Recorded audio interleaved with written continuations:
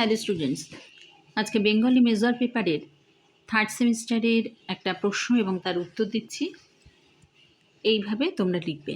তো প্রশ্নটা হচ্ছে, বাংলা সাহিত্যের ছোট গল্প হিসাবে বলাইচাঁদ মুখোপাধ্যায় বা বনফুলের অবদান আলোচনা করো। এর প্রথমে প্রশ্ন ধরেই তোমরা উত্তরটা লিখবে। প্রথমেই লিখবে, বাংলা সাহিত্যের ছোট গল্প হিসাবে বলাইচাঁদ মুখোপাধ্যায় বা বনফুলের অবদান নিম্নে আলোচিত হলো। এইভাবে তোমরা শুরু করবে। তারপরে তোমরা লিখবে, বাংলা সাহিত্যে বনফুল একটা অতি জনপ্রিয় নাম। বনফুলের ছোট গল্পে মানব জীবনের বিচিত্র রূপের পরিচয় ফুটে উঠেছে। তার গল্পে মানুষ কখনো সুন্দর, কখনো কুৎসিত, কখনো উদার, কখনো নীচ, কখনো আত্মসুখপরায়ণ সংকীর্ণ, কখনো আবার পরার্থে আত্মোৎসর্গের মহিমায় গৌরবান্বিত। বনফুল মানুষের এই জীবনকে তার যথাযথ মূল্য দিয়ে সাহিত্যে রূপায়িত করেছেন। ব্যক্তিজীবনের অভিজ্ঞতার মধ্য দিয়ে তিনি মানুষকে যতটা দেখেছেন ততটাই সাহিত্যে প্রকাশ করেছেন। এইভাবে তোমরা লিখবে।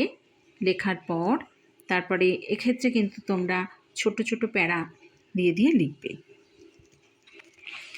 এছাড়াও এইভাবে লিখবে যে স্টিফেন লিককের ভাষায় এক্ষেত্রে ছোট একটু যদি কোটেশনের মধ্যে কিছু লিখে দিতে পারো তো ভালো হয়, তাহলে সেক্ষেত্রে নম্বরটা একটু ভালো আসবে। তো এইভাবেই লিখবে। আচ্ছা, এক্ষেত্রে একটু একটু করে দিয়ে দিচ্ছি, বলে দিচ্ছি।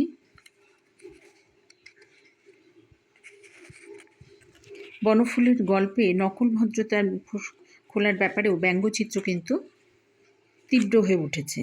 আর এছাড়া শ্রীপতি সামন্ত ও ছোট লোক, এই যে গল্পগুলো, এই প্রসঙ্গে সেগুলো কিন্তু স্মরণীয়। আর তার এই ছোট লোক যে গল্প, সেই গল্পে বনফুলের ব্যঙ্গের চাবুক আরও জ্বালাময়ী।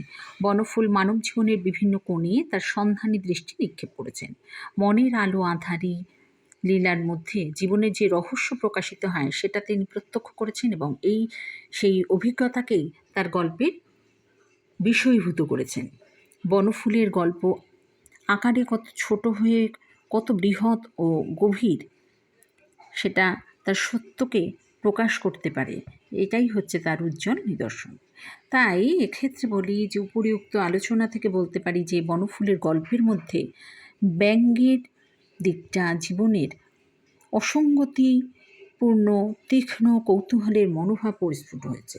তিনি ছোট গল্পের শিল্পরূপ ও ঘটনা বিন্যাসের যথাযথতা নিয়ে বিশেষ মাথা ঘামাননি, তবে স্বল্পতম পরিসরের মধ্যে তার অন্তর্নিহিত পরিহাসটুকু ব্যক্ত করে অতর্কিতের ধাক্কায় পাঠককে খানিকটা চকিত করে গল্প তবে শেষ করেছেন।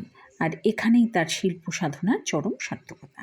তাই আজকের এই আলোচনা প্রসঙ্গে বাংলা সাহিত্যের ছোট গল্পে বনফুল অর্থাৎ বলাইচাঁদ মুখোপাধ্যায়ের অবদান আলোচনা করলাম। এটা হচ্ছে বেঙ্গলি মেজর পেপারের